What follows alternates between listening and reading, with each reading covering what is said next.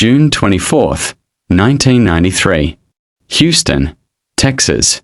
The clock has just passed 11 in the evening. The air outside is thick and wet, the way Houston air gets in the deep belly of summer. It never really cools down at night this time of year.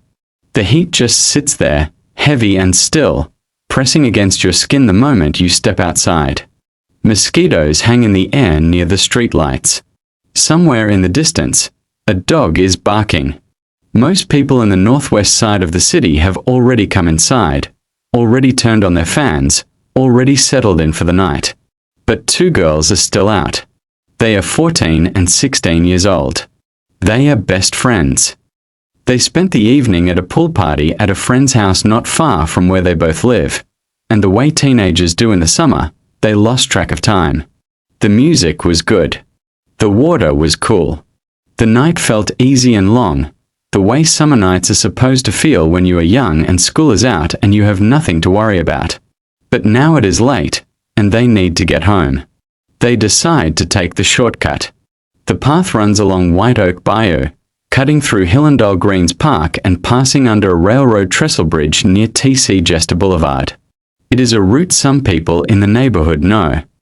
In the daytime, it is unremarkable, just a concrete path along a stretch of muddy water, the kind of thing you walk past without thinking. But it is late now, and it is dark, and what the two girls do not know, cannot know, is that a group of young men is already gathered under that trestle. They have been there for a while. They have been drinking. They are members of a street gang called the East Side Locos, and they are the kind of dangerous that does not announce itself until it is too late. Jennifer and Elizabeth walk straight toward them. And that is the last decision they ever get to make. Her name was Jennifer Lee Ertman. She was born on August 15, 1978, the daughter of Randy and Sandra Ertman. She grew up on the northwest side of Houston in a close, working-class neighborhood where people knew their neighbors and left their doors unlocked and looked out for each other's kids. Randy worked hard to give his family stability. Sandra kept the house warm and full of life. And Jennifer was the center of it.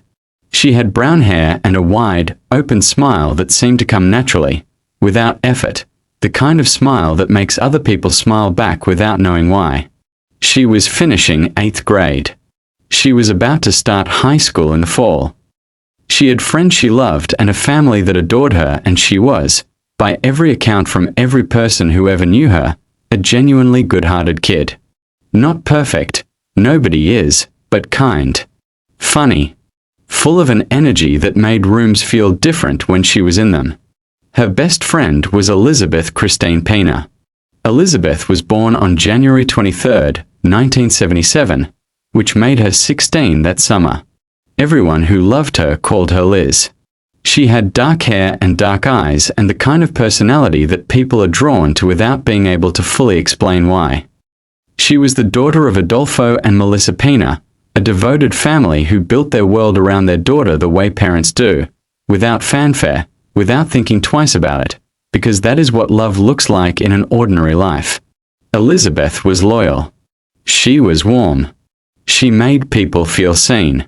She was about to start her junior year of high school. She had her whole life in front of her and she knew it. That particular kind of teenage confidence that comes with being 16 in the summer with your best friend beside you. The two girls had been close for years. On the night of June 24th, they were together the way they often were, laughing, staying too late, doing the ordinary things that teenagers do when summer opens up and time feels infinite. When the party wound down and it was time to go home, they started walking.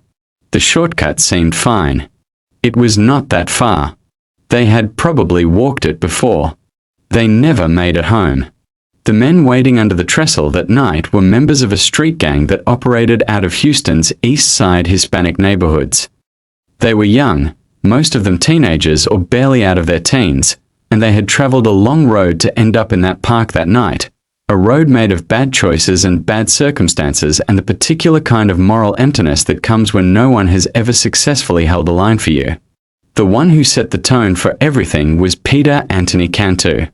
He was 18 years old and he carried himself as the leader of the group. Cantu had recently been released from a juvenile detention facility. He was aggressive and dominant in the way that certain kinds of dangerous men are, not loud about it, just certain of it, certain that other people would follow where he led. The others did follow. That night and in what followed, Peter Cantu was the one who pushed events in the direction they went. Joe Ernesto Medellin was 18. He was, by the accounts of investigators and witnesses who later described that night, one of the most brutal participants in what happened. He had grown up in the kind of environment where violence was ordinary and no one had ever managed to reach him with anything different. His name would later become famous in legal circles for reasons that had nothing to do with justice and everything to do with the long, grinding machinery of the American court system. Efren Perez was 17. Raul Villarreal was 17. Both of them were full members of the East Side Locos and both of them were present and active that night. Roman Sandoval was also there. He was older than the others and he would later cooperate with prosecutors, which would change his fate in the years that followed. And then there was Venancio Medellin. He was Joe's younger brother. He was 14 years old, the same age as Jennifer Ertman, and he was not yet a full member of the gang.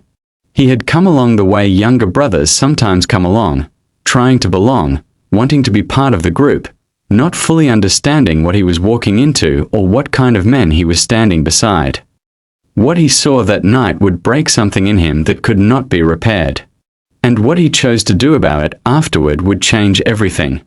When Jennifer and Elizabeth came down the path and reached the trestle, the men were already drunk. There is no version of what happened next that makes it easier to hear, and so this story will say it plainly, the way the truth deserves to be said. The two girls were grabbed. They were beaten. They were sexually assaulted by multiple members of the group, repeatedly, over the course of more than an hour. They were tortured. They were terrorized.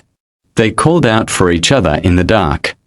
Investigators would later determine from the evidence what those final moments were like, and those investigators, seasoned homicide detectives who had seen the worst of what human beings do to each other, would describe it as among the most devastating crime scenes they had ever worked.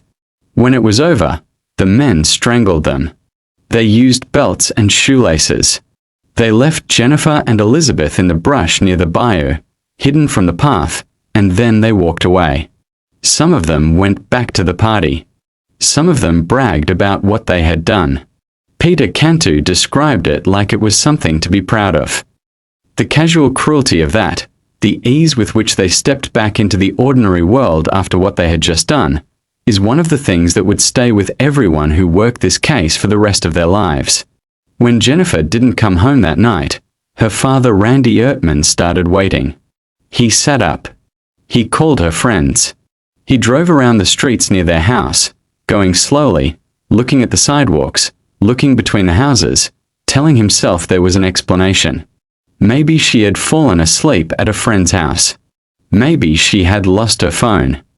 Maybe she would walk through the door in a few minutes with an embarrassed look on her face and a reason he would pretend to be angry about while he was secretly just relieved. He told himself the things that parents tell themselves when the alternative is too enormous to let into your mind all at once. The explanation didn't come. In the morning, Randy went to the police. Jennifer was missing. The Peña family did the same. Elizabeth had not come home either. Both families reported their daughters missing and then did what families do in those early, terrifying hours. They searched. They drove. They called everyone who might know something. They put up flyers. They asked neighbors. They prayed that this was something ordinary, something temporary, something that had a good ending waiting just around the corner. For 2 days, the girls were gone and the families did not know where they were. 2 days of a porch light left on. 2 days of a phone that didn't ring with the right number. 2 days of Sandra Ertman and Melissa Peña lying awake in the dark, listening for sounds that didn't come, bargaining quietly with God the way only a parent who is terrified for their child knows how to bargain. On June 26th, 2 days after Jennifer and Elizabeth disappeared, a man walking near White Oak Bayou found something in the brush along the water. The bodies of both girls were recovered that day. They had been there the whole time. Less than a mile from home. While their parents searched and called and prayed and hoped, Jennifer and Elizabeth had been lying in the weeds by the bayou, 2 days gone, less than a mile from their front doors. The medical examiner confirmed what the evidence at the scene had already suggested. The nature of what had been done to them was something that the investigators who worked the case would carry in their chests for the rest of their careers. Homicide detective E.P. Bloyd and his partner caught the case. They were going to find who did this. They were going to find every single person responsible. It did not take long. The break came from the youngest person in that group under the trestle. Venancio Medellin was 14 years old and he could not hold what he had seen. Whether it was guilt eating through him or fear of what was coming or some part of him that was not yet fully hardened to what the world expected him to be, he talked. He told a family member what had happened under that bridge on the night of June 24th. That family member went to the police. And the investigation that followed moved quickly and with the kind of certainty that comes when the evidence and the witnesses and the physical details all line up in the same direction. Within days, the arrests began. Peter Cantu was brought in. Joe Medellin was brought in. Efren Perez, Raul Villarreal, Roman Sandoval, one by one, each of them was picked up. Physical evidence tied multiple suspects directly to the crime. Statements were given. The full picture of that night assembled itself in detail that left no ambiguity about what had happened or who had done it. Houston had seen violent crime before. It was a big city with big city problems and it had learned to absorb a lot. But this case landed differently. The whole city felt it. 2 girls walking home from a party. A summer night. A shortcut that took less than 10 minutes. And a group of men who had decided, in the darkness under that bridge, that their pleasure and their power mattered more than 2 lives. The outrage was enormous. And the families of Jennifer Ertman and Elizabeth Peña, who had just been through the worst 2 weeks of their lives and who were now navigating grief and media and a criminal process they had never imagined they would have to understand. Those families were about to spend the next 2 decades inside a legal system that would test them in ways they could not yet predict. The trials began in 1994. Peter Cantu was tried as an adult. The jury heard the evidence, heard the testimony, heard what had happened under that trestle, and they convicted him of capital murder. They sentenced him to death. Joe Medellin was tried as an adult. Same result. Convicted of capital murder. Sentenced to death. Efren Perez and Raul Villarreal were both convicted of capital murder and both received death sentences. Roman Sandoval, who had cooperated with prosecutors and provided testimony against the others, received a lesser sentence. He would serve his time and eventually be released. Venancio Medellin, because he was 14 years old at the time of the murders, was processed through the juvenile system. Under Texas law as it stood at the time, that meant the most severe outcome available to the court was a commitment to the Texas Youth Commission, with mandatory release by his 21st birthday. He served his time and walked out. That outcome, that a participant in the rape and murder of 2 teenage girls could be free before his 21st birthday simply by virtue of his age, was a wound for the families that never fully closed. Randy Ertman would talk about it for years. He did not try to be cold or legal about it. He was a father. He said what he felt. He said it was wrong. He said the system had failed Jennifer and Elizabeth when it came to Venancio Medellin, and he was going to make sure the system heard that, loudly and repeatedly, until something changed. The 4 death sentences, Cantu, Joe Medellin, Perez, and Villarreal, should have brought some version of relief. They were the system working the way it was supposed to work when the evidence was overwhelming and the crime was monstrous. But families of murder victims who have been through capital cases know something that the rest of the world does not easily understand. A death sentence is not an ending. It is the beginning of a process that can take decades, that grinds forward with total indifference to the grief of the people waiting inside it, and that can be derailed at any moment by emotion, a ruling, an appeal, a decision from a court you have never heard of in a city you have never visited. Randy Ertman learned this the hard way. For the next 15 years, the cases moved through the legal system like stones through deep water, slowly, with long silences between movements, and with results that were sometimes reasonable and sometimes baffling and sometimes almost incomprehensible to anyone whose connection to the case was personal rather than legal. Capital cases in the United States are subject to layers of review that are designed, in theory, to ensure that the most irreversible punishment is applied only when it is absolutely certain. State courts review the original conviction and sentence. Federal courts review the state courts. And at the top of it all, the United States Supreme Court. For defense attorneys, this system is essential. For the families of victims, it is an unending ordeal. Randy Ertman went to every hearing. He drove to courthouses in Houston and in Austin. He sat in rooms full of lawyers who talked about his daughter in procedural language that stripped the life out of everything. He wore Jennifer's picture. He said her name whenever anyone would listen. He refused to become invisible in a process that sometimes seemed designed to make victims invisible. He was not polished about it. He did not have talking points. He stood up at press conferences and said what was in his chest, raw and unfiltered, because Jennifer deserves someone who would do that for her. And then Joe Medellin's case became something no one expected.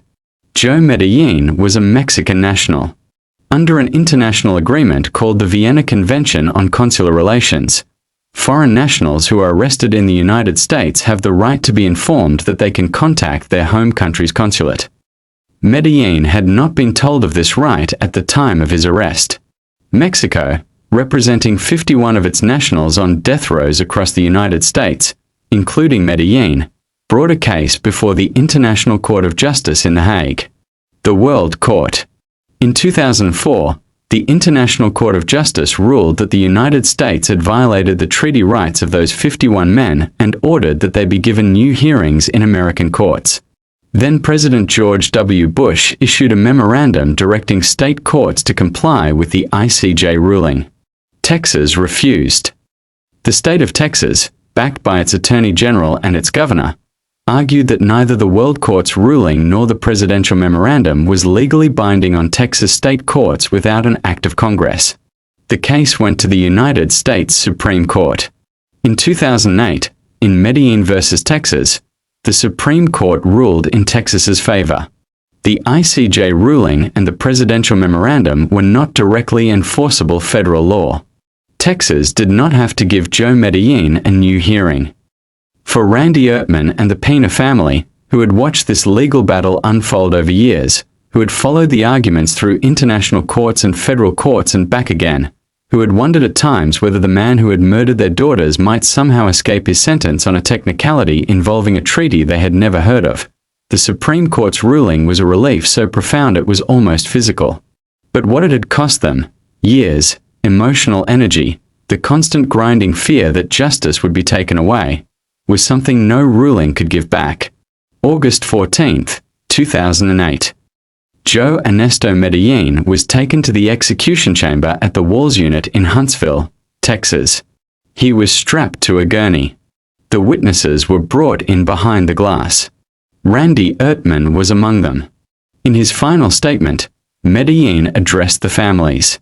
He spoke words that some interpreted as an apology and others, including people in that room, felt were insufficient, hollow, too little, and too late for everything they represented. He expressed something. Whether it was genuine remorse or a performance at the end of a life that had been defined by absence of remorse, the families who heard it would have to decide for themselves what to do with it. The lethal injection was administered. Joe Medellin was pronounced dead. Randy Ertman had waited 15 years for that moment. He had driven to Huntsville more times than he could count. He had testified, advocated, argued, grieved, and endured, and now he was standing behind a pane of glass watching the man who helped murder his 14-year-old daughter die by the hand of the state of Texas. People who have been in that room, family members of murder victims who have witnessed executions, often describe the feeling afterward as complicated in ways that are hard to explain to someone who hasn't lived it. There is no joy in it. The grief does not lift. Jennifer was still gone. She had been gone for 15 years and she would be gone for the rest of their lives. But something had been completed. A door had closed on one chapter of an accounting that had started in the brush by White Oak Bayou in the summer of 1993. June 16, 2010. Peter Cantu was executed. He had been the ringleader. The one who had set the tone under the trestle that night, who had pushed events in the direction they went, who had walked away and bragged about what he had done as though it was something worth celebrating. He had spent 17 years on death row filing appeals that all eventually failed. In his last moments, he spoke briefly to the witnesses and was then executed by lethal injection. Members of both families were present. They had waited 17 years. Now it was done. Efren Perez and Raul Villarreal did not follow Cantu and Medellin to the execution chamber. In 2005, the United States Supreme Court ruled in a separate case, Roper v. Simmons, that it was unconstitutional to execute someone for a crime committed when they were under 18 years old. Both Perez and Villarreal had been 17 at the time of the murders. Their death sentences were automatically commuted to life in prison. They remain in the Texas prison system today, alive, growing old behind bars. For the families, this was another layer of grief, another thing to carry. 2 of the 6 men who participated in Jennifer and Elizabeth's murders would die of something other than execution, on a timeline no one else controlled. The law required it. The law does not always feel like justice to the people who have the most at stake. In the years following Jennifer's murder, Randy Ertman became something he never asked to be and something no father should have to become, a victims' rights advocate. He went to Austin and testified before legislative committees. He met with lawmakers and pushed for changes to a system that he had experienced from the inside and found inadequate in specific, concrete ways. He was not polished about it. He did not speak in the careful language of policy. He spoke like a father who had lost his daughter, because that is what he was, and it turned out that was exactly the kind of voice that cut through rooms that had heard too many careful, measured arguments. The legislation that came partly from his advocacy, known informally as Jennifer's Law, was passed in Texas in 1995. It required that families of murder victims be notified of key proceedings in their cases, including parole hearings. It was a direct response to the experience that Randy and other families had described, showing up to the system not knowing what was happening, not being told when hearings were scheduled, being left out of a process that was happening in their names and with their grief as its stated justification. He also pushed on the question of juvenile offenders in capital cases, frustrated by what had happened with Venancio Medellin, by the gap between what the law permitted and what the families felt was just. He did not win every fight. No advocate does. But he showed up, year after year, and the cumulative weight of that showing up changed things. Adolfo and Melissa Peña carried their grief differently, more privately, more quietly. But they were present too. They attended hearings. They spoke when they were asked to speak. They kept Elizabeth's memory alive in the way that parents keep a child's memory alive when that child is gone, with photographs and stories and the daily practice of refusing to let time bury what time wants to bury. Melissa spoke in interviews about the Elizabeth she had known, the laugh, the loyalty, the girl who was supposed to be starting her junior year of high school that fall, who had been excited about her future, who had been 16 years old and full of life and is now forever 16 years old and full of life in the way that only the dead can be. Here is what is easy to lose in a story like this one, buried under the trials and the appeals and the international courts and the Supreme Court rulings and the legislative victories and the executions. Jennifer Ertman was 14 years old. She liked summer. She liked her friends. She was about to start high school. She had a father who loved her completely and a mother who loved her completely, and she had her whole life in front of her, and she was walking home and she took a shortcut and 6 men were waiting in the dark. Elizabeth Peña was 16 years old. She had a laugh that her mother can still hear in quiet moments. She was loyal. She was warm. She made people feel good about being alive. She had a family that built their world around her, the quiet way families do when they don't know yet that the world can be taken away. They were not symbols. They were not cautionary tales. They were not case numbers or victims or exhibits. They were two girls who liked each other and liked summer and were just trying to get home. There is no lesson in what happened to them that makes it make sense.